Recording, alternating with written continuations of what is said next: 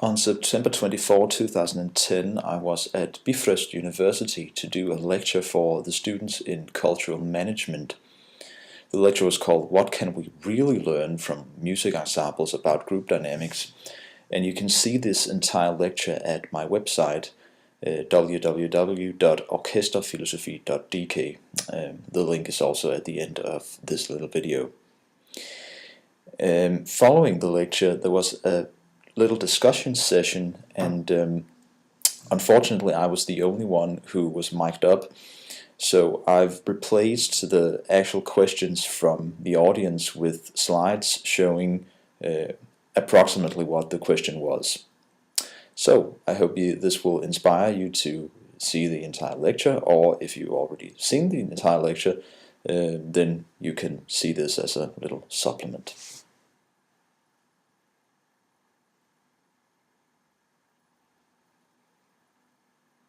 Well, yeah. Well, there are. I mean, as I hinted at, there is a lot of similarities between the analogies between of talking about sports teams and talking about music ensembles, in that you have an emphasis on team spirit and on more people being coordinated with a common goal, so to speak.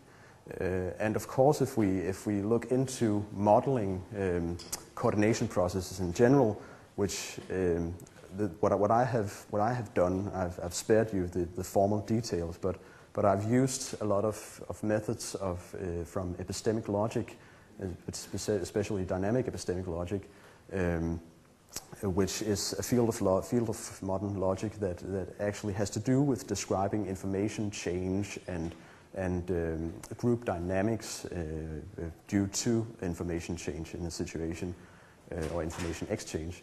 And a lot of the things that these people model otherwise are actually also sometimes contexts such as games between two people, or sometimes the coordination processes of a football team or whatever.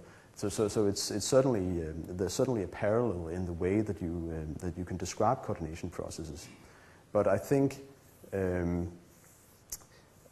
Yeah, there are a lot of similarities, but I think that what makes the music performance especially interesting, coordination-wise, is that you have so many layers of different coordination processes going on. You not only have the coordination between the players that are next to each other and are trying to calibrate their actions between who they can see right in the vicinity of themselves, of each other. They also have the joint sonic output of the entire group to relate to. So you have different coordination processes, or different layers of coordination processes that you don't have to the same extent in say a football team. Of course, you have a common goal that coordinates everyone's actions, but it's very rare that one player will have a complete good overview of what's happening in the entire field at once. So there are certainly similarities, but there are also important differences that make me favor the music performance as a good example of coordination. But I mean, speaking completely frankly, it's also because it is something that I know better myself than sports, competitive sports. So yeah.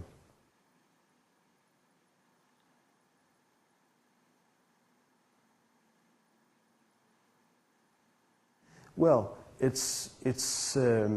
yeah. I think that's a point of discussion. It really is a question of what.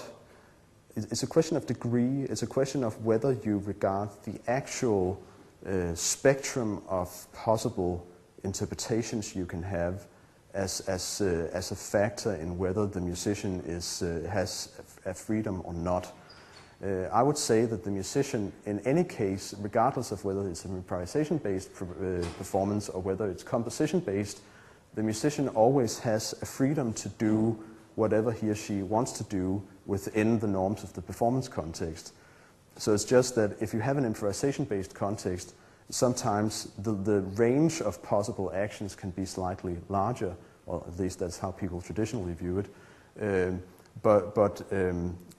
Whereas if you have interpretations of a piece of classical music, the range of possible ways you can vary passages is a bit smaller, but there's still a lot amount of performance choices going on, just on a more subtle level. But I think the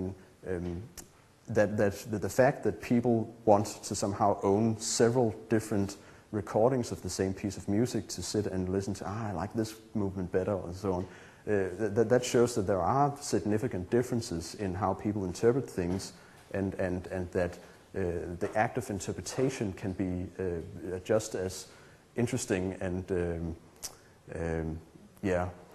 creative, so to speak, as the improvised performance can. Plus, there's also, even within composition-based music, there can also be degrees of how strict instructions are.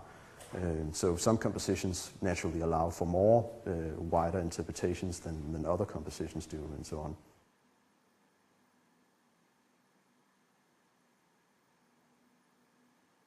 Yeah. The instructions. If we're talking about notated music, then I agree that you have. You can say you have a stricter guidance in that you have a score in front of you, but scores. It's important to distinguish scores from compositions, because scores are written arrangements of compositions, and very often you will have perfectly conscious deviations from a score in a music performance, because the performer regards this or that particular part as less relevant to the composition as such. So of course the presence of the score makes the situation a bit more tense and a bit more structured, or strictly structured, than an improvised performance or one with no score. It still allows for interpretation, in my opinion.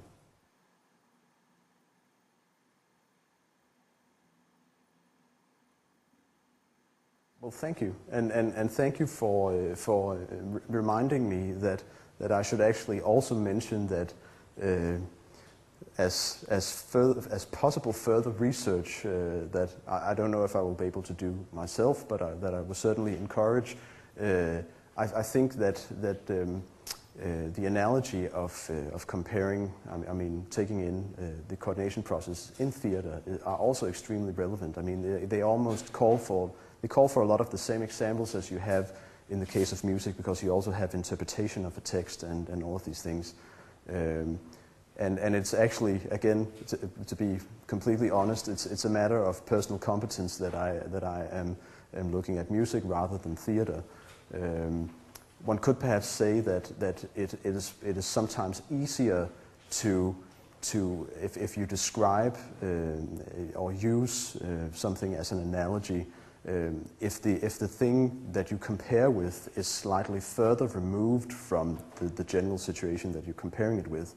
And in the case of theater, we have something that, I'm sorry for saying something that's so extremely romantically romantic and very wrong, but something that's supposed to a large extent mirrors real interpersonal relations. So it can sometimes be slightly more difficult to keep the distinctions clear when you compare the two things. But I think it would be extremely interesting to see such a comparison anyway. Yeah, well, I agree. I welcome the angle. It's and within, if we talk within the field of music, it's something that thankfully there is a movement towards viewing the performance as something of central importance rather than musical works. Because even though I think a lot of people know intuitively that, well, of course, when we listen to a piece of music, it is in a specific performance or specific recording or so on. It's not this abstract structure of a work that we're relating to, but something sonic and something real and with details in it.